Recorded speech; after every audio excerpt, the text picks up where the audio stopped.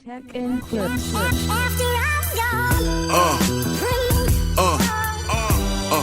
Yeah. All right, guys. Shout outs to the channel behind the track for this video titled "Kevin Costner Saved the Song. Whitney Made It a Masterpiece." Yes, I'm not too sure what this video is gonna unravel, but I'm super stoked to watch it with you guys, and definitely get my take, my perspective about it as usual. So let's dig right in. Before we begin, I just want to say thank you. Our last video just passed 1 million views, and that means the world to me. Yeah. This channel keeps growing thanks to people like you who love music and the stories behind it. And today, we're telling the story of a song that began as a quiet goodbye and became one of the most powerful goodbyes in music history. If I This is the story of I Will Always Love You. should stay. Okay. In 1973, Dolly Parton stood at a turning point. After 7 years as the featured performer on the Porter Wagoner Show, she felt it was time to step out on her own. Okay. But saying goodbye wasn't easy, not to someone who had helped launch her career. Around that same time, she released her first #1 hit, Jolene. There was a girl that worked at the bank when my husband and I first got married, and she got a big crush on him, and I think he kind of had a crush on her. I know he was spending more time in the bank than we had money. And so I just kind of took that little bit of, like that other woman kind of thing. In 1974, she walked into Porter Wagoner's office and sang him something she had written the night before. Should stay, I would only be in your way. It was personal, respectful, but final. Wagoner didn't take it well. After she left the show, he launched a wave of negative press and eventually threatened to sue her for $3 million. Whoa. To me, Dolly Parton is the kind of person that I would never trust with anything of mine. I mean, her family, her own blood. She would turn her back on to help herself. I'm not that kind of person. I don't care about talking about it because most people would think I'm bitter. Dolly, I'm not bitter at her at all. They settled out of court. Dolly ended up paying him $1 million, money she didn't have at the time. It took her years to repay it. Still, she forgave him. They made peace. And when Porter passed away in 2007, Dolly was by his side.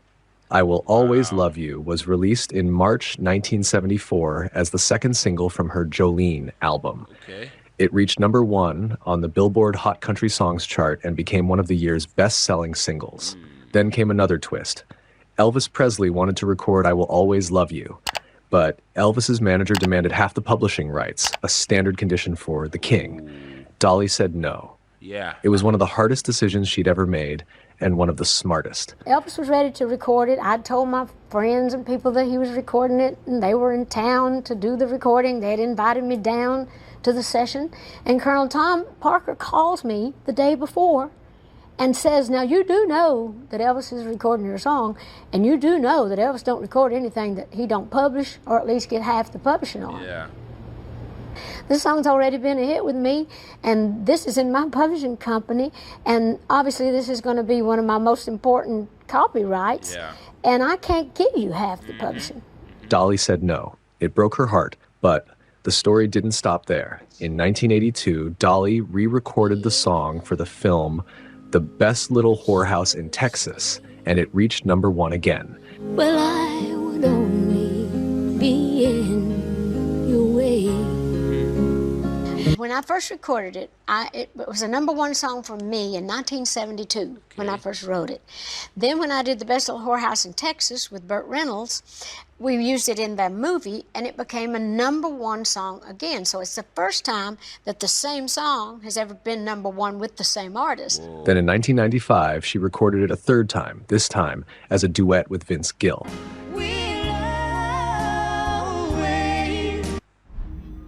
Ready to activate AI across your enterprise now? MuleSoft can help.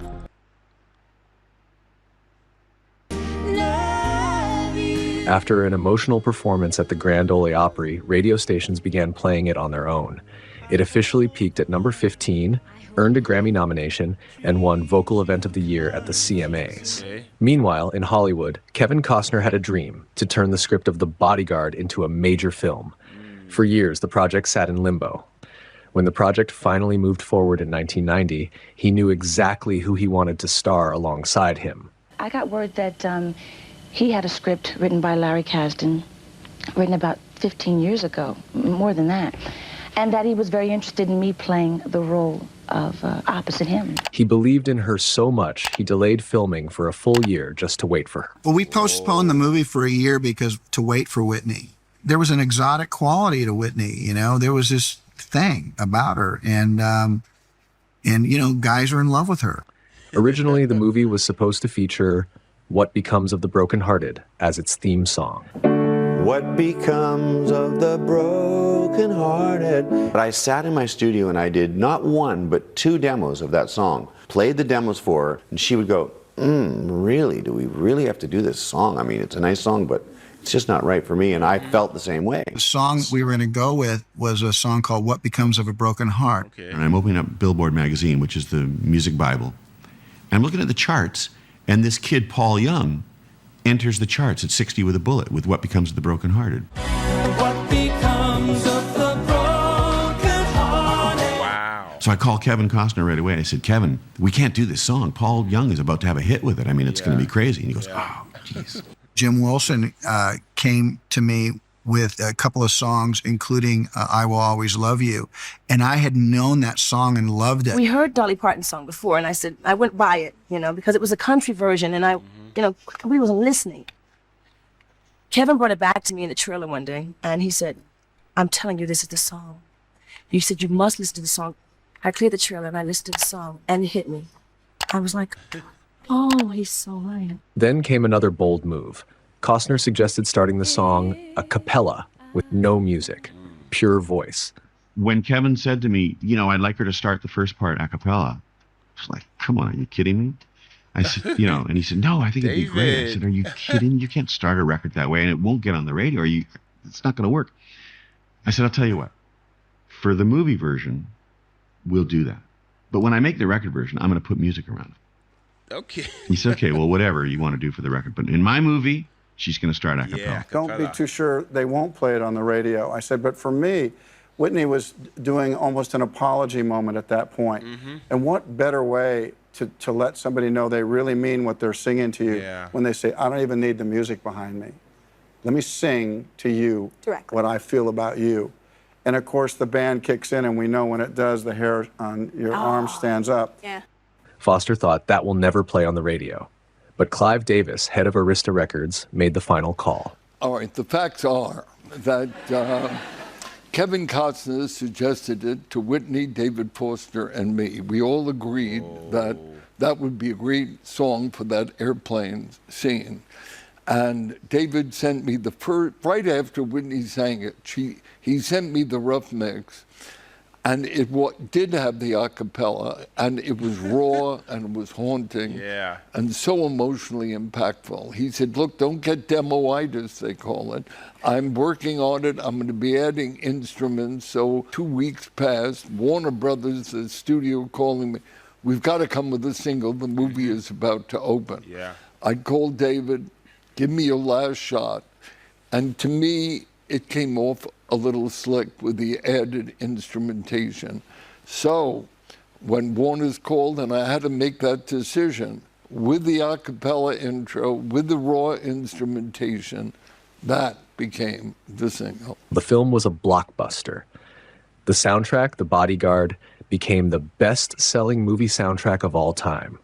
And I Will Always Love You was everywhere. Dolly Parton remembers the first time she heard it on the radio. I was driving at that time from my office in Nashville to my house in Brentwood, and I heard it when she started singing that a cappella.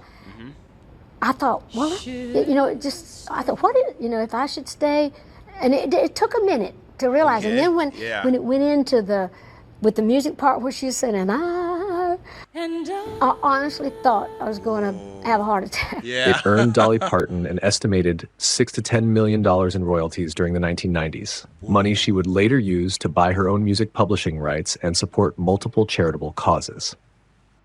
When Whitney Houston passed away on February 11th, 2012, the world turned to I Will Always Love You again. The very next night, Jennifer Hudson performed it at the Grammy Awards in tribute. Whitney, we love The song returned to the Billboard Top 10. It had become Whitney's defining song. Many listeners don't even know it was written by Dolly, but Dolly doesn't mind. People say, well, that's Whitney's song. I said, that's fine. You can give her the credit. I just want the cash. Yeah. So send that check on to me.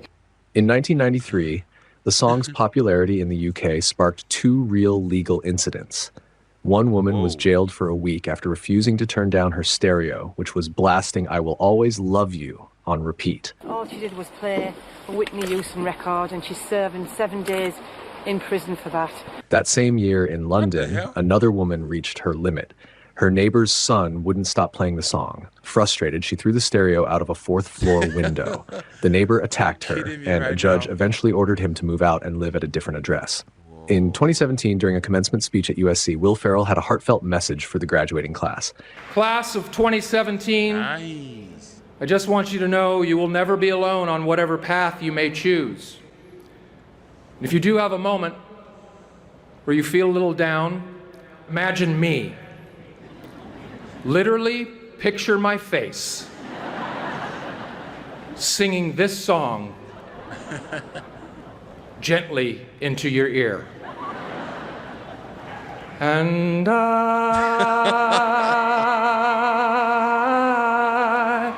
will always love you. Right there, in front of thousands of students, Will Ferrell sang, I Will Always Love You. Because even after all these years, that simple phrase still carries something powerful, whether it's sung by Dolly Parton, Whitney Houston, or Will Ferrell. A song born as a private farewell between 2 artists became a farewell that the whole world would one day sing. This is the story of I Will Always Love You, written in one night, reborn across decades, and loved forever. If you enjoyed this story, don't miss our episode on Take My Breath Away, and tell us, what song should we explore next? This is Behind the Track. Wow. Okay. Yes. Guys, once again, shout outs to Behind the Track.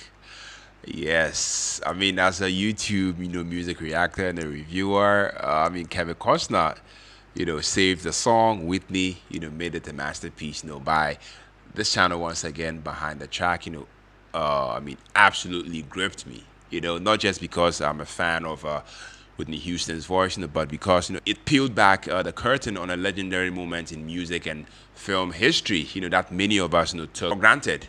Let me be honest, most people assume I Always Love You was always destined to be a smash hit. But this video reviews how close we came to never hearing it the way we know it now. The idea that Kevin Costner, an actor, not a musician, insisted on that powerful a cappella intro, is stunning. That single decision, I feel like, I changed everything. It's such a stark reminder that music and film are collaborative arts, and the brilliance often comes from outside the expected lanes. And then there's Whitney Houston. I feel like this video reminded me of how unmatched her vocal control, emotional delivery, and sheer presence were. Kevin Costner may have shaped the stage, but Whitney definitely owned it. She turned Dolly Parton's already beautiful song into something timeless. An anthem of love, loss, and longing. I have to say, what really hit me was the vulnerability in the story.